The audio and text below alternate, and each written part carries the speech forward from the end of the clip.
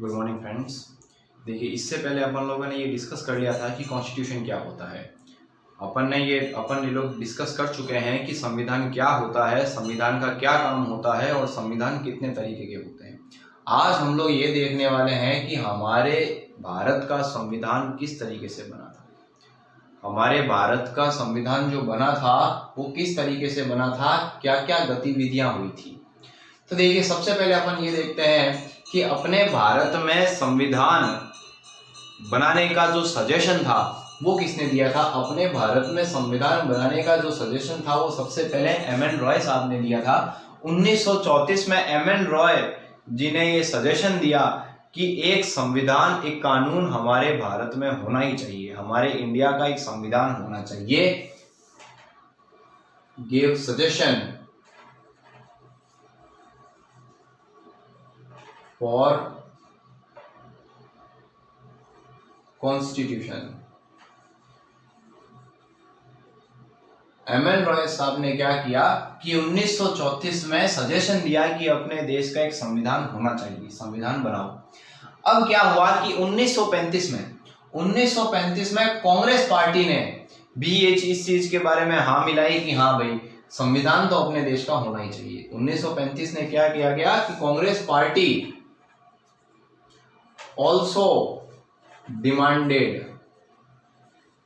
constitution।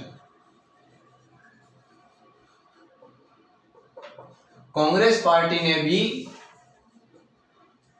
Constitution की demand रखी। और 1938 में क्या हुआ कि नेहरू ने यह डिमांड रखी कि जो कॉन्स्टिट्यूशन बनेगा वो कॉन्स्टिट्यूएंट असेंबली के द्वारा बनना चाहिए, लेकिन जो कॉन्स्टिट्यूएंट असेंबली हो वो कॉन्स्टिट्यूएंट असेंबली पूरी तरह से इंडिपेंडेंट होनी चाहिए। तो नेहरू डिमांडेड एन इंडिपेंडेंट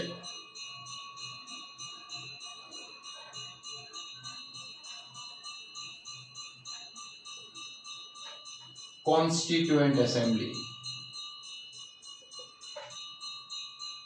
एक इंडिपेंडेंट कॉन्स्टिट्यूएंट असेंबली होनी चाहिए। मतलब इंडिपेंडेंट का मतलब है कि जो कॉन्स्टिट्यूएंट असेंबली हो, जो हमारे देश का संविधान बनाने वाली हो, वो अंग्रेजों के से डिपेंडेंट नहीं होनी चाहिए। अंग्रेज लोग ये तय नहीं करेंगे, क्योंकि अगर अंग्रेज लोग उस कॉन्स्टिट्यूएंट असेंबली को अगर बनाएंगे, अगर वो डिपेंडेंट रखेंगे, तो जो कानून बनेगा वो अंग्रेजों के फायदे के लिए ही बनेगा।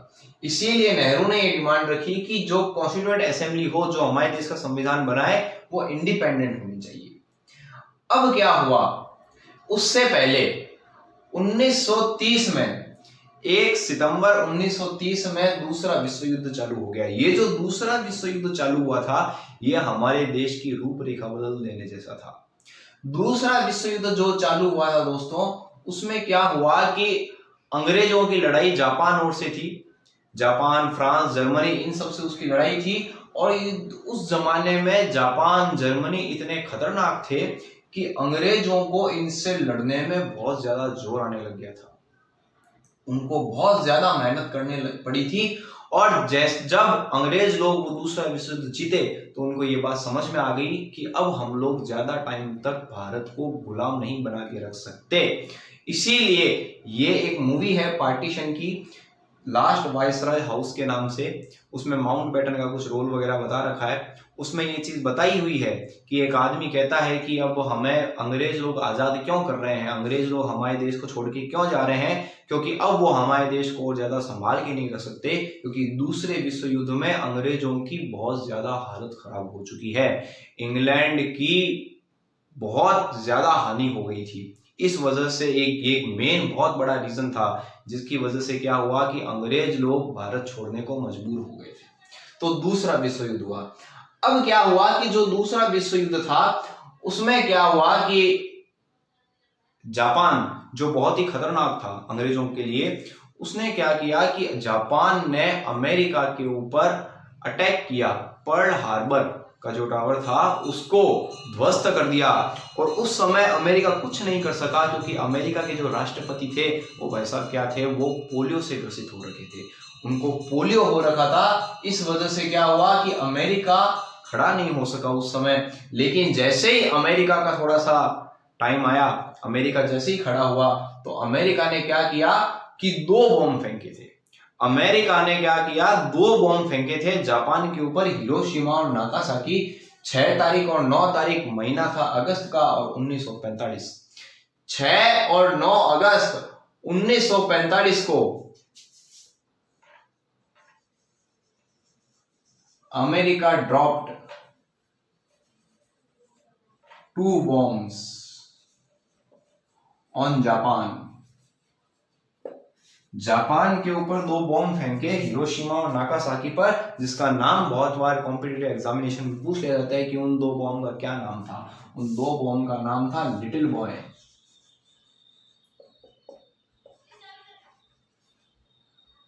And fat man.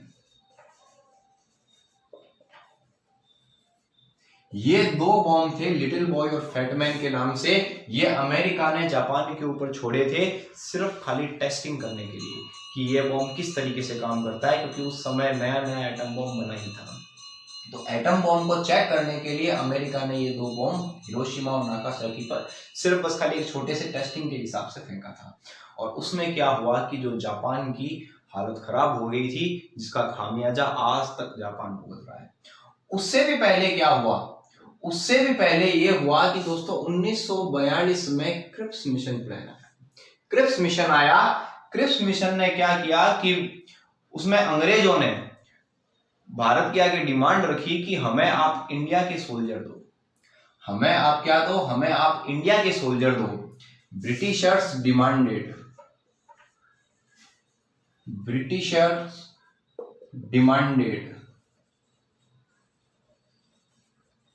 Indian soldiers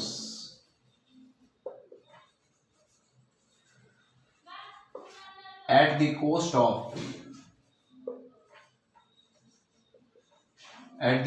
of independence। क्योंकि अंग्रेज लोग इस चीज को जानते थे कि भारत के जो लोग हैं, जो भारत के जो सैनिक हैं, वो बहुत ही ज्यादा खतरनाक हैं। अपने जो भारत की आर्मी है दोस्तों, वो धूप, बरसात, सर्दी, गर्मी, भूखे प्यासे रह करके भी अपने देश की सुरक्षा करती है।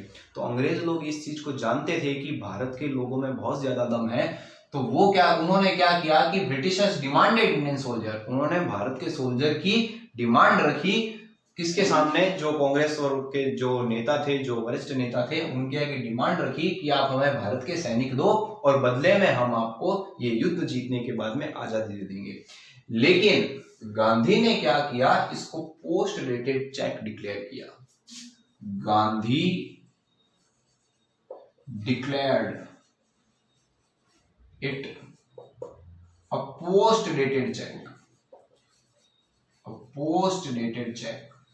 इसको पोस्ट डेटेड चेक गांधी ने डिक्लेयर कर दिया। गांधी ने ये कह दिया कि हम आपकी बात को मानने को तैयार नहीं हैं, हम आपकी बात को नहीं मानेंगे। हमारे साथ पहले भी धोखा हो रखा है, हमें जलियांवाला बाग का सामना भी करना पड़ा है।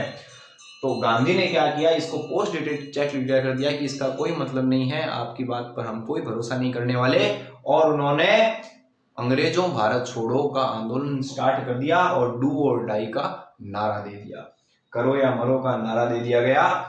और गांधी ने इसको पोस्ट डेटेड चेक डिक्लेयर किया।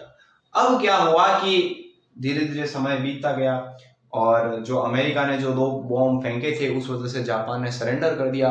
और जैसे ही जापान ने सरेंडर किया, तो जापान ने सरेंडर करने के बाद में क्या हुआ कि जर्मनी भी हारने लगा। और जब जर्मनी हारने लगा तो कहते हैं हिटलर ने सुसाइड कर लिया। मुसोलिनी का मर्डर हो गया था। और कैसे भी करके क्या हुआ कि अंग्रेज, अमेरिका, ये लोग जो थे वो दूसरा विश्व युद्ध जीत चुके थे। लेकिन उनको ये बात समझ में आ गई कि अब वो ज्यादा देर तक भारत को गुलाम बना करके नहीं रह सकते। उन्होंने बहुत से देशों को आजाद करना शुरू कर दिया।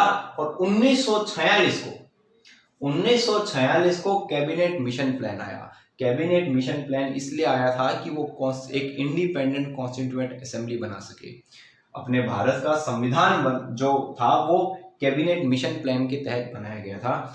वो आया ही इसलिए था कि भारत को एक इंडिपेंडेंट कॉन्स्टिट्यूएंट असेंबली दे सके कि भाई अब आप अपना संविधान बनाओ। ये जो भी डेट्स है, ये सारी डेट्स आपको ध्यान में रखनी है। ये सारी की सारी डेट्स बहुत ज्यादा इंपॉर्टेंट है, आप इसका स्क्रीनशॉट ले लीजिए। चलिए अब आगे देखते हैं। देखिए 1946 को कैबिनेट मिशन प्लान आने के बाद में क्या हुआ। कैबिनेट मिशन आने के बाद में क्या हुआ, कैबिनेट मिशन ने अपनी कॉन्स्टिट्यूएंट असेंबली बनाई, और कॉन्स्टिट्यूएंट असेंबली जो बनाई थी उसके अंदर जो मेंबर थे वो दोस्तों 389 मेंबर्स थे। 389 मेंबर्स का क्या हिसाब है, क्योंकि उस समय जो भारत की पॉपुलेशन थी वो 389 मिलियन थी। 389 मिलियन थी, मतलब हर 1 मिलियन के ऊपर एक आदमी, हर 1 मिलियन के ऊपर एक आदमी। और उस समय भारत में जितने भी खास खास बंदे थे वो सब के सब इस कॉन्स्टिट्यूएंट असेंबली के मेंबर थे। मतलब कि टोटल 389 मेंबर में वो सारे के सारे लोग आ गए जो अपने भारत में बहुत ही खास लोग थे, लेकिन सिवाय दो के,